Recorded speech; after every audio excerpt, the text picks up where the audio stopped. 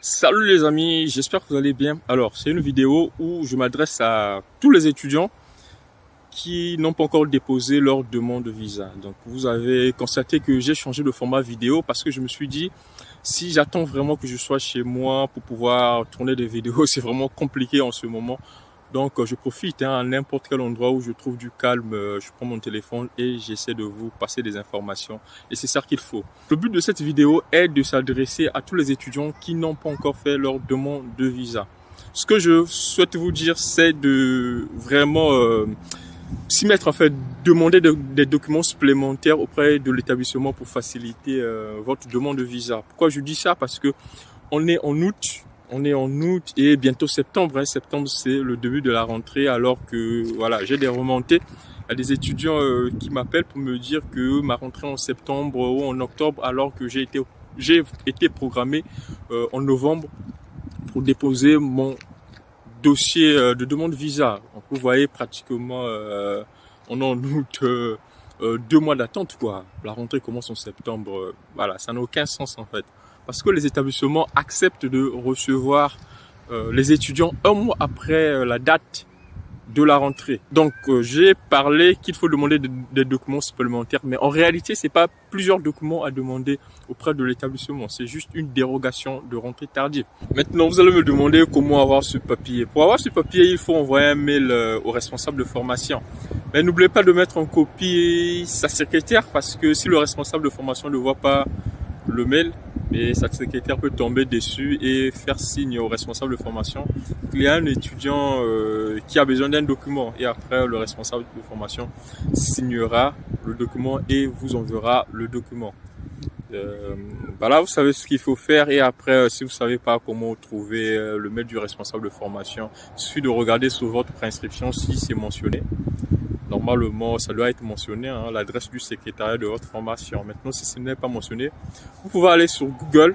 Vous allez sur Google, vous tapez le nom de votre formation et le nom de l'école, de l'université qui vous a accepté. Normalement, vous tombez sur une page formation qui vous décrit la formation, donc les débouchés, les objectifs de la formation, etc. Et vous voyez souvent, le plus souvent à droite, le mail du responsable de formation et le numéro de téléphone de la scolarité. Donc voilà, vous savez comment faire pour avoir tout ce qu'il faut en fait pour faire cette demande de dérogation de rentrée tardive. Et ça facilitera vraiment l'ambassade à traiter votre demande de visa, parce que supposons que vous déposez votre demande de visa le 7 septembre et votre rentrée est prévue le 4 septembre. Donc vous déposez votre demande de visa avec 4 jours de retard. Vous voyez, pour l'ambassade, ça n'a aucun sens en fait. S'ils n'ont pas des preuves qui les garantissent une fois qu'ils vont octroyer le visa, est-ce que l'école va vous recevoir? S'ils n'ont pas ces preuves-là, c'est compliqué en fait. Donc il ne faut pas prendre le risque, parce que ça peut se solder par un refus de visa. C'est pourquoi il faut toujours joindre une dérogation de rentrée tardive. Quand vous envoyez un mail au responsable de formation, expliquez, parce que certains responsables de formation sont très compliqués. Il y a, je vous informe en fait, il y a des écoles qui délivrent ce papier, mais il y a des écoles qui refusent carrément. Ils vont vous dire qu'ils ne délivrent pas ce genre d'attestation. Dans le mail, ça sert pas de compliqué, c'est un mail au format simple. Vous dites juste pourquoi vous demandez ce papier. Donc vous évoquez juste la raison que vous serez en retard. Et voilà, donc l'ambassade a besoin de ce papier-là pour traiter votre demande de visa. Voilà, moi je suis tombé dans ce cas quand j'ai fait ma demande de visa. L'école n'avait pas voulu me délivrer une dérogation, mais après voilà, j'ai posé des questions stratégiques par mail, et après j'ai imprimé les échanges en fait entre moi et le responsable de formation qui m'a dit si j'arrive à une certaine date. Moi c'était le 2 octobre. Si j'arrive le 2 octobre, je pourrais m'inscrire sans problème. J'ai imprimé ce mail là, et après j'ai déposé avec ça et j'ai eu mon visa. Donc vous voyez, voilà.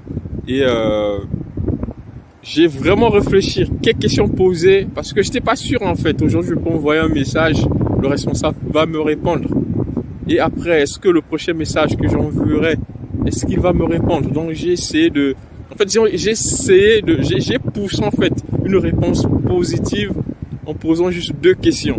Si l'école ne vous donne pas l'attestation de dérogation de rentrée tardive, vous pouvez donner un échange de mail avec le responsable de formation qui spécifie clairement que l'école est prête à vous recevoir après la rentrée, la date fixée de la rentrée. Donc voilà, vous avez toutes les clés pour pour demander votre dérogation et déposer votre demande de visa. Sur ce, les amis, n'oubliez pas surtout de vous abonner et d'activer la cloche de notification pour être informé à tout moment que je posterai une nouvelle vidéo sur la chaîne. Donc, on se dit à la prochaine. Ciao!